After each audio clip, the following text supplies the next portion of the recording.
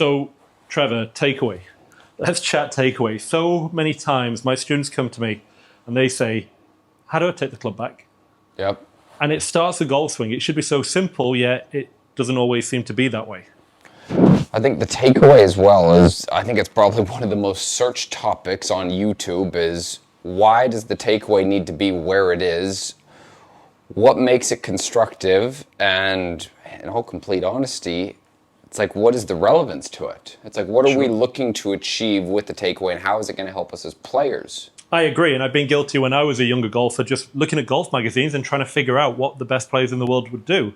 I was confused. John Daly looked very different to Nick Faldo, and quite interesting topic. But when I'm looking at a golfer, one of the first things that I do say to students is that the golf clubs are built not straight upright. They're built in a tilted angle, and you may have heard it before, but it's going to swing around the body. So I would say very simply that the hands go inwards to start the backswing, and that is news to so many golfers. They've been told, take it outside. Yep.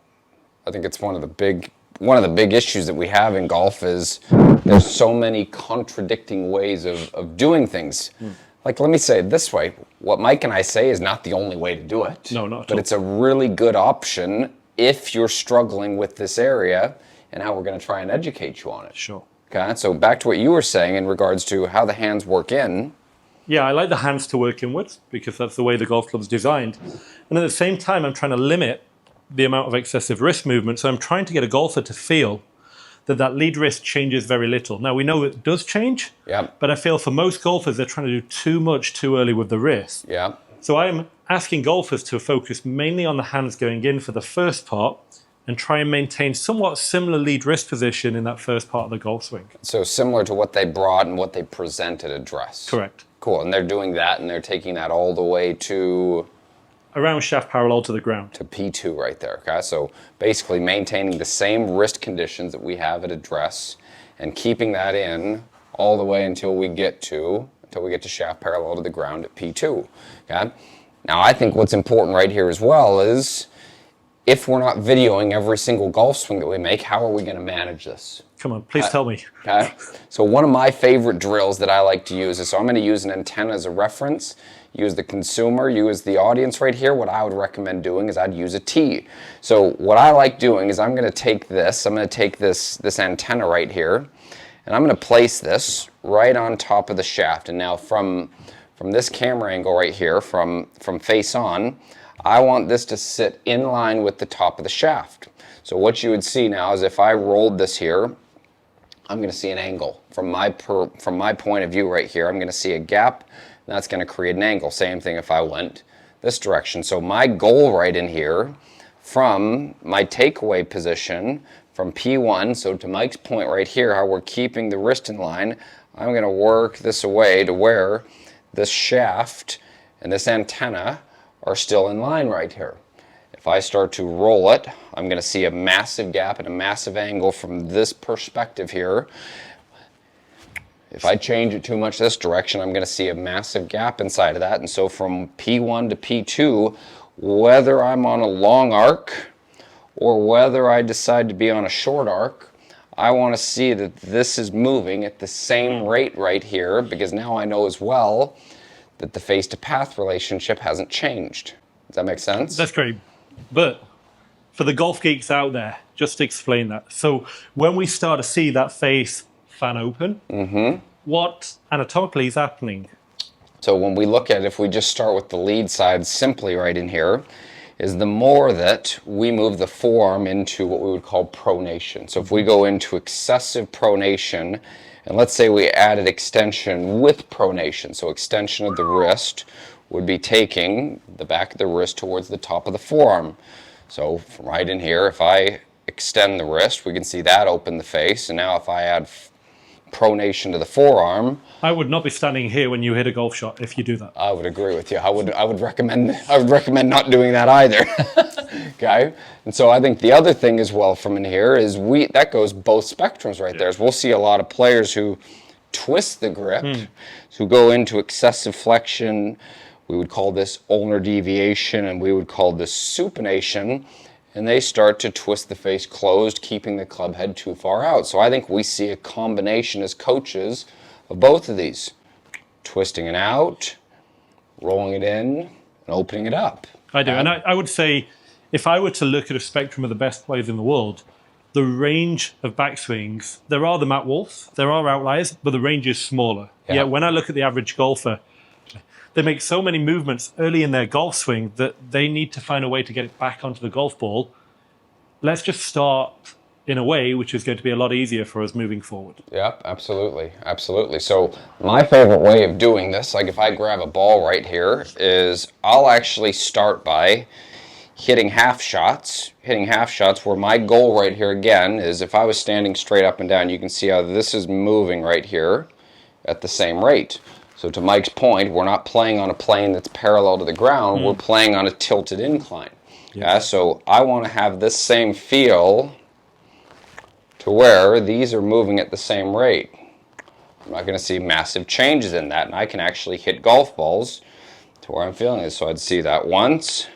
That's still moved in relation. That's still moved in the same relationship as the shaft right there. Those haven't changed. And I'm going to work that back.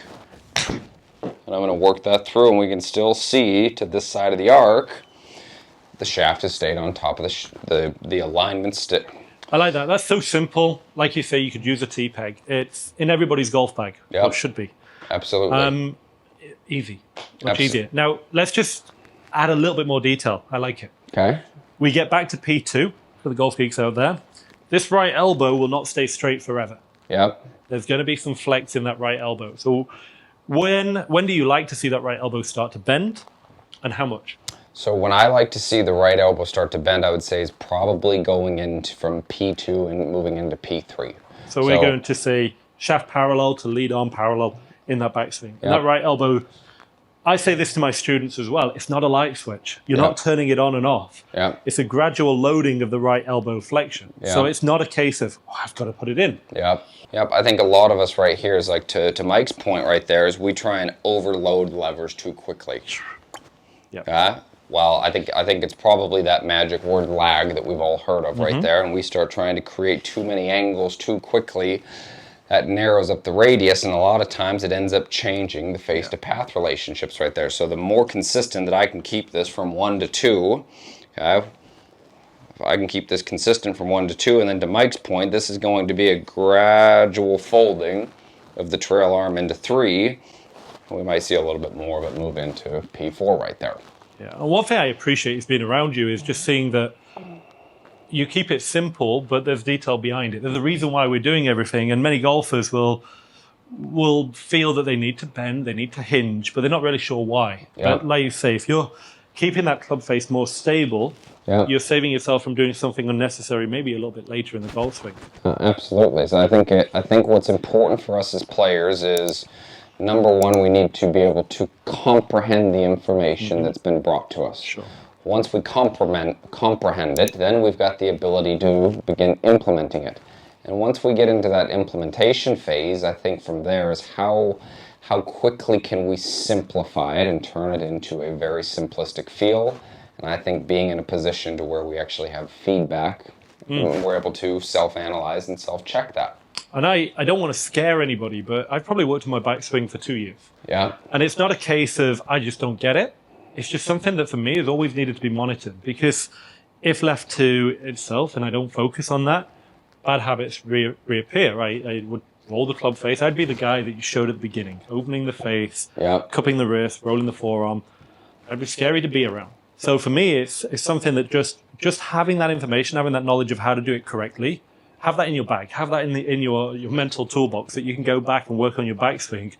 But it's so simple to hit those checkpoints. Absolutely. We're not creating extra variables. 100%. I think one of the easiest ways to do it, grab a tee. I have an antenna. Whose antenna? What's that? Whose antenna is that? Oh, this is my antenna. Okay. It's always here for teaching. So we're going to keep the antenna on top of the grip. P1 to P2, keep that in line with the shaft. Very simple way of looking at it. I hope that helps. Mike, thanks for being here. Thanks. Always fun. If you've watched this, you've got to stay tuned, because we've been talking about the Scotty Scheffler drill. I'm excited. I like this one because so many players I see struggle with their leg work and they fear moving. Oh, let's just get into it. You've got to show me. Such a good drill. Stay tuned, guys. Next video right there.